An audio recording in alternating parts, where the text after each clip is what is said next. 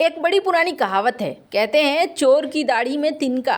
क्या कुछ वैसा ही हुआ है? अचानक से चीन भड़क गया है भारत के ऊपर, क्योंकि भारत ने वीवो पर कार्रवाई की है, जिसके बाद चाइना ने कहा है कि हम कॉन्सुलर एक्सेस देंगे। और इसका क्या मतलब है? तो वहीं चाइना का ग्लोबल टाइम्स दो आर्टिकल एक दूसरे आर्टिकल के विरोध में लिख डाला है। जानेंगे किस तरीके की खलबली मची हुई है। जियोपॉलिटिक्स में इस वक्त बहुत कुछ चल रहा है, जानने को आपको बहुत कुछ मिलेगा। आइए जानते हैं इन खबरों को विस्तार से। चीनी विदेश मंत्रालय ने भारतीय अधिकारियों से चीनी कंपनियों संग भेदभाव नहीं करने की अपील की है। इसके साथ ही चीन ने वीवो के 2 अफसरों को कॉन्सुलर प्रोटेक्शन और कानूनी मदद देने का फैसला किया है। चीन विदेश मंत्रालय के एक प्रवक्ता ने सोमवार को कहा कि चीन भारत में गिरफ्तार किए गए स्मार्टफोन निर्माता वीवो के 2 चीनी कर्मचारियों को काउंसलर सुरक्षा और सहायता प्रदान करेगा। इन्हें हाल ही में मनी लॉन्ड्रिंग जांच के सिलसिले में ईडी ने गिरफ्तार किया था। चीन के विदेश मंत्रालय के प्रवक्ता माओ निंग ने कहा कि वे इस मामले पर बारीकी से नजर रख रहे हैं। चीनी सरकार चीनी कंपनियों को उनके वैध अधिकारों और हितों की रक्षा के लिए दृढ़ता से समर्थन करती है। 2 दिन पहले ईडी ने वीवो इंडिया के 3 बड़े अधिकारियों को गिरफ्तार किया था। इसमें वीवो इंडिया के अंतरिम सीईओ होंग जुकवान, वीवो के मुख्य वित्तीय अधिकारी हरिंदर दहिया और सलाहकार हेमंत मुंजाल है। और तीनों को जो गिरफ्तार किया गया है, prevention of money laundering act के तहत गिरफ्तार किया गया है। इससे पहले अक्टूबर में ईडी ने मनी लॉन्ड्रिंग केस में चीनी नागरिक गुआंग वेन क्वांग उर्फ एंड्रयू क्वांग, लावा इंटरनेशनल के एमडी हरिओम राय के अलावा चार्टर्ड अकाउंटेंट राजन मल्लिक और नितिन गर्ग को गिरफ्तार किया गया था। यानी ईडी ने अब तक 2 चीनी अधिकारी सहित कुल 7 लोगों को गिरफ्तार किया है। और इन गिरफ्तारियों को लेकर कंपनी ने एक बयान जारी किया था और कहा था कि वे अधिकारियों के खिलाफ मौजूदा कार्रवाई से बेहद चिंतित हैं। वीवो के प्रवक्ता ने कहा कि हाल की गिरफ्तारियां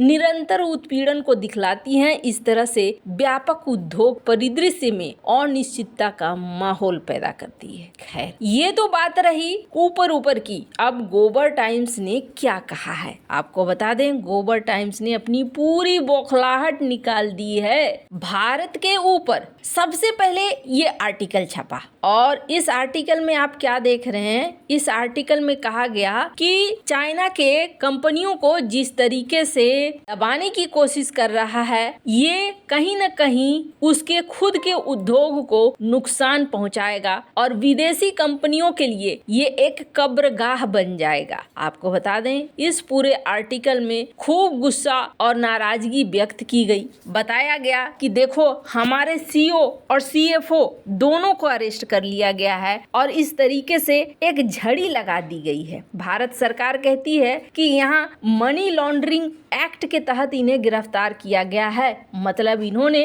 हजारों करोड़ का घपला किया है। वैसे आपको बता दें, कहा गया इस आर्टिकल में कि 2 महीने में इस तरीके के ईडी के एक्शन वीवो और 3 और कंपनियों पर हुए, जो नहीं होना चाहिए। जिस तरीके से भारत कर रहा है, ये एक एंडलेस क्रैकडाउन है, मतलब लगातार चीन के कंपनियों को निशाना बना रहा है। ऐसे में तो कब्रगाह बन जाएगा विदेशी कंपनियों। वैसे इन पर वो और भी बातें कह रहे हैं। ये कह रहे हैं कि जिस तरीके से चाइनीज कंपनियों के ऊपर ये प्रतिबंध लगा रहे हैं, समस्याएं खड़ी कर रहे हैं, ऐसा करने से वो अपनी ही सीढ़ी को धक्का मार रहे हैं। और इन्होंने इस आर्टिकल में ये कहा है कि कुछ ऐसी कंपनियां आ गई हैं, जैसे एप्पल ने यहाँ असेंबलिंग शुरू कर दिया है, इसलिए भारत को लगता है कि बाकी चाइनीज कंपनियों को हटा दो। चाइनीज कंपनियां हट जाएंगी तो फिर यहाँ एप्पल को ग्रो करने का मौका मिलेगा। तो एप्पल की भलाई के लिए भी ऐसा किया जा रहा है। स्मार्टफोन मैन्युफैक्चरिंग सेक्टर में आना चाहता है भारत और अकेले यहाँ पर राज करना चाहता है। फिर इन्होंने पुरानी बातें भी निकाली कि 2020 से ही भारत ऐसे कर रहा है। भारत ने सबसे पहले 200 चाइनीज एप्लीकेशन को बंद कर दिया और अब एंटी मनी लॉन्ड्रिंग इन्वेस्टिगेशन इसने शुरू कर दिया है। ये एक जियोपॉलिटिकल गेम है जो चाइना के खिलाफ खेला जा रहा है भारत के द्वारा। आपको बता दें, इसमें इन्होंने ये भी कहा कि भारत इस गेम को अफोर्ड नहीं कर पाएगा, यानी कि जो गेम भारत ने शुरू किया है इस गेम का एंड अच्छा नहीं होगा। कहने का अर्थ यहाँ पर यही दिख रहा है। इसके अलावा आपको बता दें, इस पूरे आर्टिकल में इन्होंने यही कहा है कि चाइना और अमेरिका का टेंशन है, इस बीच ये अपना रास्ता खुद से बंद कर रहे हैं। ये दिखलाने की कोशिश कर रहे हैं कि हम डी-रिस्क हो रहे हैं। पर यहाँ पर इन्होंने कहा कि सरकार की तरफ से जो बयान दिया गया है उस बयान में कहा गया है कि अगर जरूरी पड़ा तो हम भी अपनी तरफ से एक्शन लेंगे। अब चाइना क्या एक्शन लेगा? पहले आर्टिकल में तो इसने ये लिखा,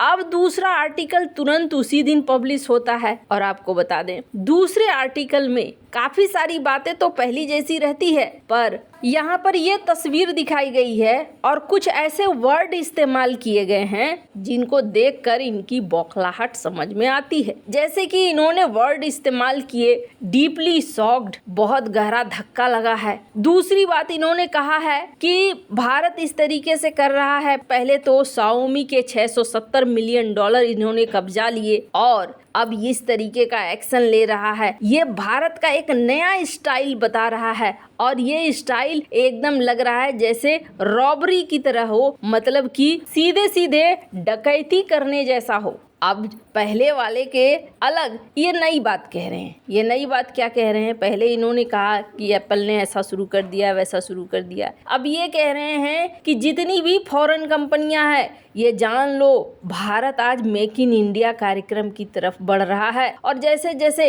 मेक इन इंडिया कार्यक्रम के तहत बढ़ रहा है वैसे वैसे सभी पर इस तरीके के एक्शन हो सकते हैं। सिर्फ यही नहीं बल्कि Apple, Huawei, Google, IBM, Microsoft, Qualcomm सबको कुछ न कुछ प्रॉब्लम भारत में हो रही है। अब ये दर्शाने की कोशिश कर रहे हैं कि ये सारा कुछ भारत में हो रहा है और इसलिए यहाँ पर मुश्किल है काम करना। वैसे आपको बता दें, ग्लोबल टाइम्स चाहे जो कुछ भी कहे पर दुनिया इस बात को बहुत अच्छे से समझती है कि चाइना किस तरीके से चलता है और चाइनीज कंपनियां किस तरीके से चलती हैं। अब यहाँ पर कहा जा रहा है कि भारत इस मामले की जांच कर रहा है और जैसे ही जांच रिजल्ट आएगा वैसे ही काम किया जाएगा। अब कॉन्सुलर एक्सेस देने के बाद देखना होगा कि आगे क्या होता है। फिलहाल के लिए चाइना को खुद को देखने की जरूरत है, क्योंकि गोल्डमैन ने भी ये कहा है कि 2023 तो बहुत ज्यादा दुख देने वाला रहा है। आगे फिर से देखना होगा चाइना को